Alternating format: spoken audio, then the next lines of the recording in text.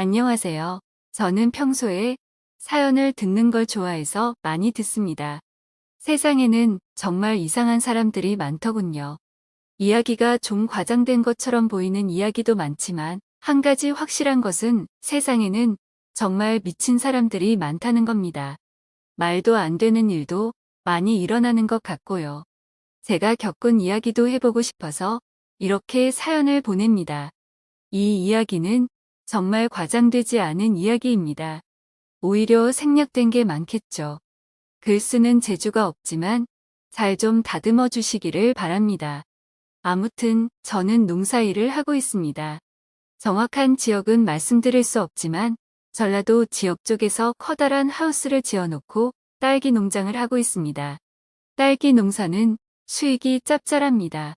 대신에 초기에 투자 비용이 많이 드니까 딸기 농사할 생각 있으신 분들은 돈을 많이 모아서 하시기를 추천드립니다.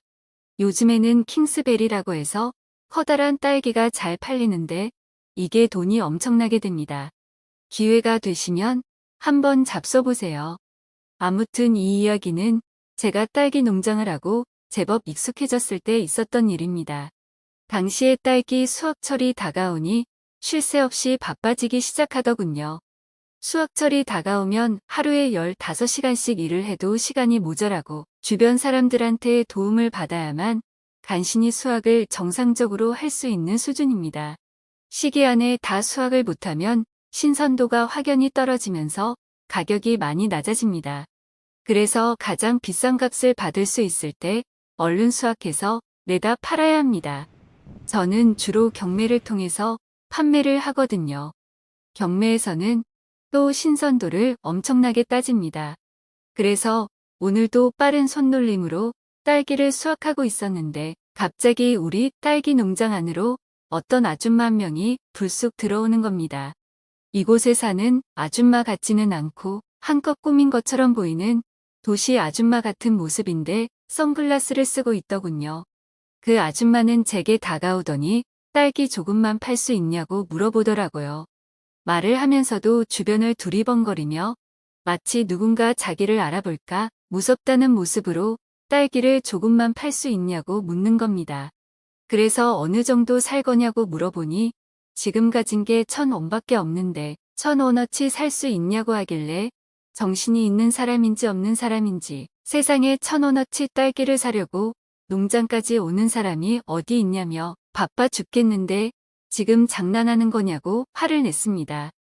여기는 딸기 농장이니 소매로 나온 것보다 싸게 살 수 있는 거 아니냐고 말하길래 그렇긴 하지만 1,000원어치는 안 판다고 말했습니다. 그러자 그 아줌마는 그러냐며 아쉬운 발걸음을 떼며 딸기 농장에서 나갔습니다. 안 그래도 일손이 부족해서 예민한 상황인데 저런 이상한 말을 들으니까 기분이 안 좋더라고요. 전 속으로 무슨 도시에 사는 사람들이 더 도둑놈 신보가 있다고 생각했고 딸기 농장에 선글라스까지 끼고 와서 1,000원어치 사겠다는 게 참 어이가 없었습니다. 세상 물정을 저렇게도 모르는지 혀를 끌끌 차며 다시 딸기 따는 일을 시작하고 있었는데 핸드폰 알림음이 울려서 문 앞쪽으로 택배가 왔다는 문자를 보고 나가보니까 택배 상자가 하나 놓여 있었습니다. 그런데 아까 선글라스를 끼고 있던 그 아줌마가 집에 안 갔는지 딸기 농장 밖에서 쭈그리고 앉아 있는 겁니다. 마치 모든 걸 체념한 듯 햇빛을 피해 그늘에 앉아 있길래 전 아직 안 가고 거기서 뭐 하냐고 말하니까 기다릴 사람이 있다고 하더군요. 전 그러냐며 별 대수롭지 않게 생각하고 다시 농장 안으로 들어가서 일을 하려고 하니까 갑자기 그 아줌마가 저를 불러 세우더라고요. 또 무슨 헛소리를 할까 싶어서 그냥 무시하고 안 가고 싶었지만 대뜸 일할 사람이 별로 없어 보이는데 사람은 안 구하냐고 물어보는 겁니다. 전 그래서 사람이 필요하기는 한데 그쪽이 여기서 일할 거면 생각도 하지 말라고 했습니다. 농사일이라는 게 보기에는 설렁설렁하는 것처럼 보여도 다 기술이 필요하고 근성이 필요한 일이라며 제가 잔소리를 좀 했죠. 그래도 그녀는 할 수만 있다면 지금부터라도 하고 싶다면서 가능하냐고 물어보더군요. 그래서 전 좀 전까지 누구 기다린다고 하지 않았냐고 하니까 오늘은 안 만나도 된다며 일단 일 시작하고 싶은데 일 시작하면 일당이 얼마냐고 묻더라고요. 일당 6만 원 드린다고 하니까 그녀가 고민을 하더라고요. 안 그래도 시간 없어 바빠 죽겠는데 빨리 할 건지 말 건지 대답하라고 했습니다. 그러자 그녀는 3만 원만 받을 테니 재워주고 밥도 달라고 하더군요. 저는 그 말을 듣고 또 어이가 없었지만 아까처럼 1,000원어치 딸기를 사겠다는 것보다는 들어줄 만해서 일단 알겠다고 했습니다. 이 여자도 무슨 사정이 있으니까 여기서 이러고 있는 게 아닐까 싶기도 했고 무엇보다 일손이 부족했으니까 제 입장에서도 그다지 나쁘지 않았습니다. 오늘 하루만이라도 괜찮다는 생각이 들어서 일단 알겠다고 옷부터 갈아입고 일을 시작하자고 말하니 아줌마는 고맙다며 저에게 인사를 했고 그렇게 바로 그 아줌마는 딸기 수확하는 일에 투입이 돼서 일을 시작했습니다. 그 아줌마는 제가 가르쳐준 대로 몇 바구니 좀 따나 싶었더니 갑자기 아줌마가 저에게 하루 종일 제대로 먹지 못해서 일이 손에 안 잡힌다며 딸기 한 바구니만 먹고 시작하면 안 되냐고 하길래 그럼 그러라며 딸기 한 바구니를 건넸고 그 아줌마는 정말 맛있게도 먹었습니다. 며칠 동안 굶은 사람처럼 딸기를 먹는데 옆에서 보고 있는 제가 다 입맛이 돋더라고요. 그래서 저도 옆에서 같이 한 바구니를 먹었습니다. 그렇게 한 바구니를 뚝딱 해치우더니 이제 살 것 같다며 다시 열심히 일을 하더라고요. 가끔 대학생들이 농촌 생활 경험한다고 10명씩 오곤 합니다. 근데 저 아줌마는 도대체 무슨 사연이길래 이 시골까지 와가지고 저러고 있는 걸까요? 그렇게 한참을 일하니 점심을 먹을 시간이었고 전 아줌마에게 점심을 차려줬습니다. 그랬더니 이 아줌마 점심도 정말 며칠 굶은 사람처럼 개걸스럽게 먹었습니다. 이렇게 개걸스러운 이미지였으면 애초에 선글라스를 쓰지 말든지 똥폼이라는 똥폼은 다 잡아놓고 이제 와서 저러나 싶었습니다. 전 그 모습을 보니 궁금한 게 많아서 도저히 안 될 것 같아 댁이 어디냐고 물으니까 서울에서 왔다고 하더군요. 그런데 여기까지 어쩐 일로 왔냐고 물으니 사실은 놀러 왔다가 길을 잃었다고 하는데 도저히 믿어지지가 않았습니다. 대한민국이 무슨 방글라데시 시골 변두리 마을도 아니고 어디서든 전화도 되고 경찰을 불러서라도 집에 가면 되는 거 아니겠습니까? 지금이 조선시대였으면 제가 이해해줄 수 있겠지만 이런 세상에 길을 잃었다고 집에 못 가는 건 말이 안 된다고 생각해서 저는 이 여자가 무언가 숨기는 게 있다고 확신했습니다. 그래서 살짝 떠보기 위해서 길을 잃었으면 같이 놀러온 일행에게 전화하면 되지 않냐고 물었습니다. 그러자 아줌마는 제 질문에 대답도 하지 않은 채 웃으며 허겁지겁 맛있게 밥을 먹기만 하군요. 여러모로 수상했지만 어차피 커다란 농장에서 뭐 훔쳐갈 것도 없을 것이고 일이나 하고 집으로 가겠지 싶어서 일이나 시켜야겠다고 생각했습니다. 사실 이 여자가 무슨 사정을 가지고 있는지 그다지 궁금하지도 않고 중요하지도 않거든요. 그렇게 점심을 먹고 우리는 다시 일을 시작했고 드디어 딸기 농장에서의 하루 일과가 끝이 났습니다. 오자마자 10시간을 넘게 일했는데도 생각보다 군소리 없이 끝까지 하더군요. 처음치고 이 아줌마 제법 일을 잘해서 그런지 그래도 저 혼자 할 때보다 수월하게 끝난 것 같았습니다. 아줌마는 저에게 어디서 자면 되냐고 하길래 따라오라고 하며 제가 살고 있는 집으로 안내했습니다. 아줌마는 저를 따라오면서도 집에서 혼자 사냐고 물어보시더라고요. 저는 그렇다고 짧게 대답했습니다. 왜 지금까지 혼자 살고 있는지 저의 개인적인 이야기까지는 하고 싶지 않았거든요. 사실 아내는 저와 이혼도 하지 않은 채 집을 나갔습니다. 저는 시골에서만 자랐기 때문에 도시 여자랑 결혼하는 환상을 가지고 있었거든요. 살다 보니 어떻게 인연이 닿아서 도시에서 자란 여자와 결혼을 했고 아내와 함께 이곳 딸기 농장에서 일하며 살았습니다. 근데 도시에서 자란 제 아내는 1년도 여기서 못 견디고 바로 집을 나가버린 거예요. 아무런 연락도 없이 갑자기 사라진 아내를 행방불명으로 신고해놨지만 그 이후로도 아내를 찾을 수가 없었습니다. 아내는 어릴 때부터 고아로 자랐다며 심지어 연락할 가족조차도 없더군요. 사기 결혼을 당한 게 아닌가 생각했지만 시간이 지나고 나니 아내라는 존재도 서서히 잊혀지더라고요. 그 이후로 수소문을 통해 듣자 하니 아내는 다른 남자와 살림을 차렸다는 소문이 있었습니다. 그걸 본 사람도 있다고 해서 처음에는 아내를 찾아볼까 하고 백방으로 나섰지만 결혼한 서방도 버리고 집을 나간 여자인데 이렇게까지 찾을 이유가 없다고 생각해서 후에 그마저도 그만뒀습니다. 그게 벌써 20년 전 일입니다. 아내를 찾아도 다시 아내와 살기는 어렵고 그 많은 세월을 혼자 살다 보니 이렇게 혼자 사는 게 더 편하다는 생각도 들더군요. 당시에도 노총각딱지를 떼고 마지막에 결혼한 거였는데 결혼하고 나서 1년도 안 돼서 아내가 집을 나간 저는 그 이후로 노모를 모시며 딸기 농장을 일구어 나갔습니다. 그런데 이제 노모마저도 돌아가시고 이렇게 저 혼자 딸기 농장을 꾸려나가고 있었습니다. 그래서 저는 이런 저의 복잡한 가정사를 처음 보는 아줌마한테 굳이 말하고 싶지 않았습니다. 일행들한테 전화해서 집에 가면 되지 않냐고 물어본 제 질문에도 그녀가 대답하지 않았으니 저도 그냥 대답을 하지 않았습니다. 그렇게 집에 들어와서 선글라스를 벗은 그녀의 얼굴을 보니 한쪽 눈에 멍이 시퍼렇게 들어있었습니다. 그러면서 거울을 보며 멍든 자국을 오목조목 살펴보는데 꼭 누군가에게 맞은 느낌이더라고요. 아줌마는 그 뒤 살짝 눈물을 훔치는 것 같았습니다. 저 아줌마에게 분명 사연이 있는 것 같았습니다. 서로 개인적인 건 물어보지 않았습니다. 일단 저도 저의 개인적인 이야기를 하고 싶지 않았고 그녀도 개인적인 얘기를 하고 싶지 않은 것 같더라고요. 그리고 무엇보다도 딱히 그녀에 대해서 궁금하지 않았습니다. 그래서 더 신경을 끄고 조용히 저녁을 먹기나 했죠. 저녁 먹는 김에 제가 직접 담근 딸기주도 가지고 나와서 저 혼자 마셨습니다. 그 여자에게 주기 아까웠거든요. 근데 그 아줌마는 제가 꺼내온 딸기술을 보더니 뜬금없이 술이라면 아주 진절머리가 난다고 했습니다. 그래서 왜 그러냐고 하니까 사실은 자기 남편이 술만 마셨다 하면 사람이 180도 바뀐다고 하더군요. 그 말을 들으니 왠지 저 아줌마 얼굴의 멍도 남편이 때려서 생긴 것이라는 생각이 들었습니다. 그리고 저 아줌마가 남편한테 맞고서 도망치듯 집을 나왔다고 하는 생각으로 추론이 됐습니다. 아무튼 전 그 아줌마가 좀 안 됐다는 마음이 들더라고요.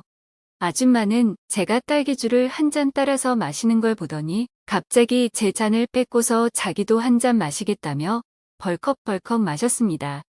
제가 아끼는 술인데 왜 저의 허락도 없이 이렇게 마시는 걸까요? 방금 전까지 술에 진절머리가 난다더니 이제는 제가 이 아줌마한테 진절머리가 나더군요. 아무튼 딸기 1,000원어치 산다는 그 첫 인상부터가 마음에 안 들었는데 여러모로 재수가 없는 여자입니다. 그러면서 갑자기 오늘 낮에 자기가 일한 거 어땠냐고 물어보기에 전 그 정도면 충분히 일당받고 일할 자격 있다고 말했습니다. 저에게 그럼 이곳에서 일주일 정도 일해도 되냐고 하길래 전 마침 사람도 필요하겠다 그러라고 했습니다. 저 혼자서 하면 딸기 수확이 완료되는데 10일이 넘게 걸립니다. 근데 이 사람까지 있으니 일주일이면 딱 시기도 좋다고 생각했거든요. 신선한 딸기를 더 비싸게 팔 수 있으니 이득이라고 생각했습니다. 그렇게 해서 그 아줌마는 저희 농장에서 일주일 동안 일하게 되었는데 함께 일하다 보니 제가 그 아줌마에게 정이 든 것 같았습니다. 아줌마는 어느새 선글라스를 벗어던지고 멍든 눈으로 저와 같이 일을 했습니다. 그렇게 저희는 서서히 허물없이 지내는 사이가 되었고 저희는 서로에게 조금씩 편해졌습니다. 그러다가 이제는 그 아줌마가 떠날 마지막 날이 되었고 아줌마는 농장을 끝내고서 이제 가보겠다고 말했습니다. 그래서 전 하룻밤만 자고 내일 일찍 가라고 하니까 아줌마는 아니라면서 이제 가보겠다고 하는 겁니다. 전 그 말에 아줌마에게 하지 말아야 할 말을 하고 말았습니다. 남편이 때리면 집 나오면 되는 거고 그 남편과 안 살면 되는 거 아니냐고 했습니다. 내 마누라도 나랑 같이 딸기 농장 하기 싫어서 집 나갔는데 당신이라고 못할 게 뭐냐고 따졌습니다. 헤어지는 게 아쉬워서 그랬던 걸까요? 저는 그녀에게 괜히 화를 냈습니다. 그제서야 아줌마는 참았던 눈물을 주룩주룩 흘리더라고요. 그러면서 저에게 뭘 알길래 그렇게 말하냐고 해서 솔직히 처음부터 다 알고 있었다고 말하며 그 눈에 멍든 자국이 왜 생겼겠냐고 말하니 아줌마는 하염없이 울기 시작했습니다. 전 안 되겠다 생각해서 그 아줌마를 안아줬고 아줌마는 제 품에 안긴 채 더 서럽게 울었습니다.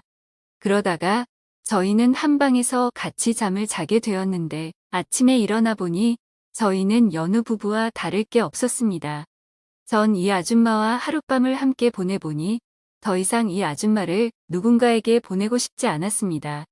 저는 그 아줌마를 설득하기 시작했습니다. 나랑 같이 살자고 말 안 할 테니까 일단 그 남자한테서 벗어나야 하는 거 아니냐고 같이 남편을 찾아가서 말하자고 했습니다. 처음에는 거부하던 그녀였는데 그럼 계속 지금처럼 맞고 살 거냐고 물어보니 절대 그렇게 살고 싶지 않다고 하더군요. 내가 옆에서 도와줄 테니 같이 남편에게 찾아가자고 말을 했고 그렇게 그 남편과 마주 앉아서 이야기를 나누기로 했습니다. 그녀의 집에 도착하자 집은 난장판이었고 허름했습니다. 오랫동안 이야기를 나눴는데 그 남자는 이혼하는 조건으로 500만 원을 요구하더군요. 솔직히 돈을 이야기하길래 이혼하려면 1억 원 가지고 오라고 말할 줄 알았는데 겨우 500만 원이라니 자기 마누라에 대한 값어치가 정말 그 정도라고 생각했던 걸까요? 그래서 그 자리에서 현금으로 500만 원을 바로 꺼내줬습니다. 제가 딸기 농장을 가지고 있는 사람인데 그 정도 돈이 없겠습니까? 그러자 그 남자는 술값을 벌었다며 제가 준비해온 이혼 서류에 바로 도장을 찍더군요. 갑자기 딸기 농장에 찾아와서 일을 하겠다는 아줌마나 돈 500만 원에 바로 이혼 서류에 도장 찍는 이 남자나 거기서 거기라는 생각이 들기도 했습니다. 세상에는 정말 미친 사람이 많은 것 같아요. 그 뒤로 2년이라는 시간이 지났습니다. 선글라스를 끼고 딸기 1,000원어치 사려고 했던 그 이상한 아줌마는 지금 저의 아내가 되어 함께 딸기 농사를 지으며 살고 있습니다. 집 나간 아내의 소식은 아직도 알 수 없지만 이제 제 아내는 그 아내가 아닌 이렇게 딸기 농장으로 찾아온 아줌마가 지금의 제 아내가 된 것입니다. 물론 딸기만 하는 건 아닙니다. 딸기 농사를 하려면 커다란 하우스가 필요한데 하우스가 상당히 좋은 거라서 딸기뿐만 아니라 이것저것 많은 농사를 지을 수 있습니다. 매년 365일 열심히 농사를 지으며 살고 있죠. 새롭게 맞이한 아내인 만큼 탐스럽게 열린 딸기처럼 자식도 낳고 행복하게 살아가고 싶습니다. 근데 이 이야기가 전부가 아닙니다. 시골에서 살다 보니까 정말 별별 일이 다 생기더라고요. 다음에 기회가 되면 또 이렇게 사연을 보내보겠습니다. 저희 마을에 유명한 개장수가 한 명 있는데 그 사람에 대해서도 참 할 얘기가 많습니다. 세상에는 정말 상상도 할 수 없는 미친 사람들이 많다는 걸 느꼈거든요. 저와 제 아내에 대한 이야기는 여기까지입니다. 긴 사연 들어주셔서 감사합니다. 구독과 좋아요, 알림 설정 눌러주세요. 그럼 모두들 행복한 하루 보내세요. 들꽃 야담을 찾아주신 여러분 안녕하세요. 구독, 좋아요 꾹 눌러주실 거지요? 이야기 시작합니다. 한양의 이름난 재상 가문의 셋째 아들 종석 도령은 18세가 되자 형들과는 다른 길을 걷기로 마음먹었습니다. 그의 큰형과 둘째 형은 이미 장원급제하여 아버지의 뜻을 따라 벼슬길에 올랐지만 종석의 마음은 다른 곳에 있었습니다. 학문에 뛰어난 재주가 있었으나 세상의 이치를 직접 경험하고 사람들의 삶을 두루 살펴보아야겠다는 생각이 들었지요. 어느 날 종석은 아버지에게 뜻을 밝히기 위해 조심스럽게 다가가 허리 깊이 숙이며 말했습니다. 아버님, 소자가 드릴 말씀이 있어 찾아뵈었습니다. 재상은 깍듯한 종석을 보며 고개를 끄덕였습니다. 그래, 무슨 일이냐? 요즘 글 공부는 잘 진행되고 있느냐? 너도 형들처럼 빨리 장원급제를 하여 벼슬길에 나아가야 하지 않겠느냐? 종석은 잠시 망설였지만 곧 자신의 결심을 담아 대답했습니다. 아버님, 제게도 장원급제의 길이 영광스러운 것임을 잘 압니다. 그러나 소자는 세상의 이치를 경험하고 사람들의 삶을 직접 살피며 배우고 싶습니다. 재상은 종석의 뜬금없는 말에 놀라며 이해할 수 없는 듯 물었습니다. 무슨 말이냐?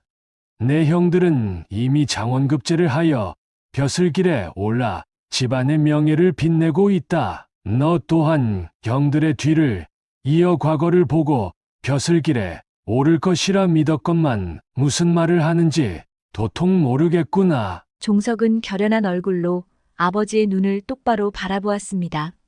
소자는 아직 세상을 제대로 알지 못한 채 글만 배웠습니다. 세상 사람들의 고단한 삶을 이해하고 싶습니다. 나라를 두루 돌아다니며 진정한 가르침과 깨달음을 얻고 싶습니다. 깨달음과 가르침은 익히 글로 배우지 않았느냐? 이제 정치를 하며 그 재주를 펼쳐야지 무슨 세상을 돌아보겠다는 말이냐? 아버님, 소자는 책 속의 이론과 글귀가 아닌 백성들의 삶 속에서 얻는 진짜 지혜가 무엇인지 알고 싶었습니다. 그들이 논과 밭을 일구고 하루하루를 사는 이들의 얼굴 속에서 세상의 이치를 배우고 고단한 삶의 무게를 이해하는 사람이 되고자 합니다. 그것이야말로 소자에게 필요한 진정한 가르침이자 가슴 속 깊이 품은 갈망을 해결할 것 같습니다. 재상은 깊은 한숨을 쉬며 눈을 감았습니다. 아들의 결심을 받아들이기 어려웠지만 종석의 결의가 그저 일시적인 반항심이 아닌 진지한 신념임을 느꼈습니다. 내가 세상 속에서 얻고자 하는 것이 있다면 그 길을 허락하마. 그러나 반드시 언제까지 돌아오겠다는 약속을 하고 떠나거라. 종석은 고개를 숙이며 깊이 감사했습니다. 아버님, 소자 1년 동안 세상을 돌아보고 반드시 다시 돌아와 과거에 임하겠습니다. 그럼 하인 태봉이를 데리고 가거라. 아닙니다. 아버님, 소자 혼자 자유롭게 다니고 싶습니다. 알겠다. 내 뜻이 그러하니 조심히 다녀오거라. 재상은 종석의 결심을 존중하며 그의 길을 허락하였습니다. 종석은 아버지의 허락을 받고 방랑을 떠날 준비를 하며 설렘과 긴장으로 가득 찼습니다. 그리하여 종석은 한양을 떠나 해가 뉘엿뉘엿 질 때 경기도의 한 고을에 도착했습니다. 한적한 동산에 앉아 잠시 쉬며 강가를 바라보고 있던 중 강물 속으로 조용히 걸어 들어가는 여인을 발견하게 되었습니다. 놀란 종석은 곧장 달려가 강물 속 여인을 붙잡고 간신히 강가로 끌어냈습니다. 이보시오. 왜 이러시오? 잠시 멈추시오. 여인은 눈물을 흘리며 발버둥 쳤습니다. 니신데 나를 살리는 것이요? 저는 이미 죽기를 각오한 몸이니 선비님은 가던 길을 가시지요. 그러나 종석은 단호하게 말했습니다. 무슨 이유로 이러는지 알 수 없으나 우선 진정하고 나와 이야기를 해봅시다. 종석은 여인을 진정시켜 강가에 앉혀놓고 조심스레 사연을 들어보자고 권했습니다. 여인은 실컷 울고 나서야 자신의 이야기를 털어놓았습니다. 제 이름은 연실이에요. 아버지와 함께 작게나마 장사를 하며 살아가고 있었어요. 그런데 아버지께서 연로하셔서 힘든 일은 도저히 감당하기 어려워지셨죠. 그래서 마을 청년 대식을 데려와 품삯을 주며 일을 시키게 되었어요. 연실의 말은 계속 이어졌습니다. 대식은 키가 크고 힘도 세서 일을 능숙하게 잘 해냈고 아버지도 그에게 큰 믿음을 갖게 되었지요. 어느 날 아버지께서 말씀하셨죠. 대시가 내가 우리 집에서 3년 동안 품삯 없이 일해주면 연실이와 혼인을 시켜주고 이 가게를 물려줄 터이니 그러하겠느냐? 대식은 일찍 부모님을 여의고 혼자서 남의 집 품팔이로 근근히 살아가고 있는 처지라 그 제의를 마다할 이유가 없었지요. 더구나 마음속으로 연실을 좋아하고 있던 터라 이게 웬 떡이냐 덥석 물었겠지요. 네, 날이 그렇게 해주신다면 소인놈 이 한 몸 다 바쳐 열심히 일하여 상단을 꾸려놓겠습니다. 대식은 기쁜 마음으로 그 약속을 받아들였고 연실도 아버지의 뜻에 따르기로 했어요. 그 후 연실과 대식은 서로를 더욱 아끼며 열심히 일을 했고 그 결과 작은 장사였던 가게를 큰 상단으로 키우며 함께 미래를 꿈꾸게 되었답니다. 그러던 어느 날 밤 창고 정리를 하던 연실과 대식 두 사람은 눈이 맞았지요. 연실아, 우리 어차피 3년 후에는 혼인할 건데 서로 뜨거운 마음을 숨길 필요가 없을 것 같은데 너는 어떻게 생각해? 나도 그렇게 생각해, 대시가. 그런데 여기서? 어디면 어때? 우리 뜨거운 마음을 주고받는데. 아니, 그래도 깨끗이 씻고, 두 사람의 합은 장사뿐만 아니라 밤의 합도 아주 찰떡궁합이었지요. 그리하여 3년이 흐르는 동안 연실이와 대식은 서로의 마음을 점점 더 깊이 나누며 열심히 장사를 이어갔습니다. 두 사람은 누구보다 부지런히 아침 일찍부터 밤늦게까지 일했고, 대식은 힘만 센 청년이 아니라 장사를 잘 아는 지혜로운 사람이기도 했습니다. 그의 지혜로운 몇 가지 기발한 방법 덕분에 그들의 작은 장사는 빠르게 성장해 큰 상단을 이루게 되었습니다. 어느 날 대식은 연실에게 흥미로운 제안을 했습니다. 연실아, 이번 장에는 똑같은 물건을 가지고 나가서 파는 게 아니라 다른 고을에서 인기 있는 물건들을 가져와 파는 게 어떻겠니? 사람들이 보통 보지 못한 물건이라면 값이 더 나가리라 생각하거든. 그래, 그거 참 좋은 생각이다, 대시가. 연실은 그의 의견에 동의했습니다. 그래서 두 사람은 먼 고을로 여행을 떠나 사람들이 필요로 하는 독특한 물건들을 찾아왔습니다. 대식이 가져온 물건들은 새로운 고을에서 큰 인기를 끌었고 기존보다 훨씬 더 높은 가격에 팔려 장사에 큰 성공을 거두었습니다. 그리고 대장간이나 솜씨 있는 여인들이 직접 만든 귀한 물건을 주문해 값어치 있게 팔다 보니 연실인의 상단은 고급지고 품격 있는 상단이라 소문이 났지요. 연실아, 이런 귀한 물건들을 양반집 마님들께 직접 집으로 찾아가 물건을 보여주면 장터에서 파는 것보다 훨씬 값어치 있게 비싼 가격으로 팔 수 있을 것 같아. 이 방식 또한 큰 성과를 거두었고 사람들은 대식의 상단을 더 신뢰하게 되었습니다. 세월이 흐르며 그들의 장사는 이제 많은 상인들이 기꺼이 물건을 맡기고 팔러 오는 큰 상단으로 성장했습니다. 사람들은 이들을 찾아와 물건을 맡기며 함께 장사를 이어갔고 연실과 대식은 서로에게 더욱 든든한 동반자가 되어가고 있었습니다. 상단이 크게 번창하자 연실의 아버지는 슬슬 욕심이 생기기 시작했습니다. 어느 날 아버지는 한양의 부유한 양반집에서 연실을 첩으로 들이겠다는 제안을 받고 상단을 통해 얻은 돈을 양반 가문과의 결혼으로 더 크게 불릴 계책을 세우기 시작했습니다. 연실은 아버지를 찾아온 손님과 대화에서 이 사실을 듣고 경악했어요. 아버지, 대체 무슨 말씀을 하시는 거예요? 대시기와 한 약속을 저버리시겠다는 겁니까? 아버지는 차가운 표정으로 연실을 쏘아보았습니다. 연실아, 너도 이제는 알아야지. 한양의 그 양반 가문은 우리와 비교할 수 없는 큰 세력이다. 내가 그 양반집 첩으로 들어가면 우리 집안의 권력도 한층 높아질 뿐 아니라 상단도 더 크게 성장시킬 수 있다. 연실은 아버지의 말에 충격을 받았습니다. 아버지, 저에겐 이미 혼인을 약속한 대시기가 있습니다. 그를 저버리고 양반 가문에 시집을 가라는 건 아버님의 욕심에 지나지 않아요. 그리할 수는 없습니다. 저는 대시기와 깊은 연정을 나누었습니다. 그러나 아버지는 냉정한 목소리로 말했습니다. 그래. 그럼 내가 양반집에 들어가길 거부한다면 대식이 그놈을 어떻게 처리해야 할지 너도 짐작할 게다. 내가 따르지 않으면 대식이도 무사하지 않을 거야. 대식의 목숨이 내 결정에 달려있다. 아버지의 협박에 연실은 두려움에 휩싸였습니다. 대식과의 약속을 저버리고 양반집에 시집가는 것은 도저히 받아들일 수 없었지요. 결국 저는 벼랑 끝에 몰린 심정으로 결심했어요. 대식을 지키고 양반집으로 가지 않으려면 이 모든 것을 포기하는 길밖에 없다고 생각한 것이지요. 다음 날 연실은 강가로 가서 조용히 강물 쪽으로 발걸음을 옮겼습니다. 온몸이 떨리고 마음속은 두려움으로 가득 찼지만 자신이 사랑하는 사람과 약속을 지키기 위해 다른 선택지는 없다고 여겼습니다. 그러나 그녀가 강물에 몸을 던졌을 때 멀리서 지켜보고 있던 종석이 달려와 그녀를 건져 올렸던 것이지요. 종석은 연실의 사연을 듣고 잠시 생각하던 차에 마침 지나가는 스님이 있어 그 스님을 불러 세웠지요. 스님, 제가 스님께 열량을 시주할 터이니 제 부탁을 들어주시면 어떨런지요.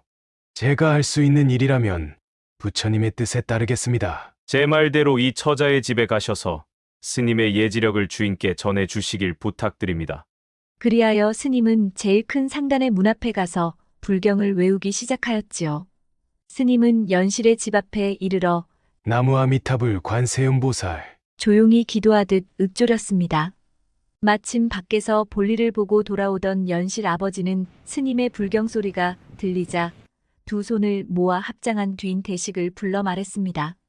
대시가 스님께 시주를 해드려라. 대식이 쌀 한 대박을 스님께 건네자 스님은 조용히 쌀을 받아들며 말했습니다. 허허, 이 집의 기운이 심상치가 않군요. 그 말을 들은 연실 아버지는 방으로 들어가려던 발걸음을 멈추고 스님을 돌아보며 물었습니다. 스님, 무슨 기운을 느끼셨단 말씀이십니까? 연실 아버지는 궁금한 마음에 스님을 방으로 안내했습니다. 연실의 아버지가 상 앞에 앉자 스님은 방 안을 둘러보며 신중하게 입을 열었습니다. 이 집의 기운이 예사 다른 터와는 아주 다른 기운을 갖고 있습니다. 스님의 말에 연실의 아버지는 긴장하며 귀를 기울였습니다. 어찌 이런 좋은 터에 상단을 꾸리게 되셨는지요? 이 터는 집보다는 물건이 드나들기에 아주 활발한 기운을 가졌지요. 아마도 처음에는 작은 규모로 시작해 불과 3년 안에 이렇게 번창하셨을 듯합니다. 연실의 아버지는 속으로 깜짝 놀라며 스님의 말을 숨죽여 기다렸습니다. 주인 어른께서도 상단의 번창을 위해 계획하시는 바가 있으신 듯합니다. 하지만 그 길이 상단을 진정한 번영으로 이끌지는 못할 것입니다. 아니, 그게 무슨 말씀이십니까, 스님? 스님은 고개를 끄덕이며 조용히 말을 이었습니다. 이 터가 물건을 활발히 드나드는 기운이 강하지만 더 중요한 건 그 일을 진행하는 사람의 기운입니다. 넉마살이 강하게 낀 사람이 들어와 있기에 3년 전부터 이곳에 좋은 기운이 함께하여 상단이 이렇게 번창한 것입니다. 연실의 아버지는 가슴이 철렁 내려앉았습니다. 3년 전부터 좋은 기운이 깃들었다면 그것은 분명 대식일 터였습니다. 설마 대식이 천운을 지닌 사람이라는 말인가? 그는 혼란에 빠졌습니다. 스님은 진지한 표정으로 말을 이었습니다. 그 기운은 천운을 지닌 운입니다. 그 운을 계속 곁에 두신다면 이 상단은 재상도 안 부러울 부와 권세를 누리게 될 것이니 그 기운을 놓치지 않도록 하십시오. 연실의 아버지는 스님의 말을 듣고 깊은 생각에 잠겼습니다. 그러자 스님이 마지막으로 덧붙였습니다. 하지만 주인 어른, 큰 기운을 얻고자 한다면 집안의 모든 이가 그 기운을 존중하고 함께해야 합니다. 한 사람의 운명을 억지로 바꾸려 하신다면 오히려 큰 화를 부를 수도 있다는 것을 명심하십시오. 연실의 아버지는 많은 고민 끝에 결국 연실과 대식을 혼인시켜 상단을 함께 꾸려가기로 하였습니다. 대식을 상단의 중심에 두면 이로 인해 상단의 번영이 찾아오리라 확신하게 된 것입니다. 이로써 연실의 고민도 모두 해결되었고 하룻밤을 상단에서 묵게 된 종석에게 연실은 거듭 감사의 마음을 전했습니다. 그날 밤 종석은 뿌듯한 마음으로 고단한 심신을 달래며 편히 쉬었습니다. 종석은 연실의 집에서 하룻밤을 푹 쉬고 다시 길을 떠나 남쪽 지방으로 내려가고 있었어요. 한참을 걸어 충청도 경계선 어느 산등성이를 넘으려 산골 깊숙이 들어섰을 때 멀리서 흐느끼는 소리가 들려왔습니다. 소리의 방향으로 다가가 보니 허름한 옷차림을 한 할머니가 쪼그려 앉아 신세 한탄을 하며 훌쩍이고 있었습니다. 주름이 깊게 팬 얼굴에 눈물이 흐르고 있었고 나무 지팡이를 옆에 세워놓은 채 억울한 마음을 쏟아내고 있었습니다. 종석은 그 모습을 보고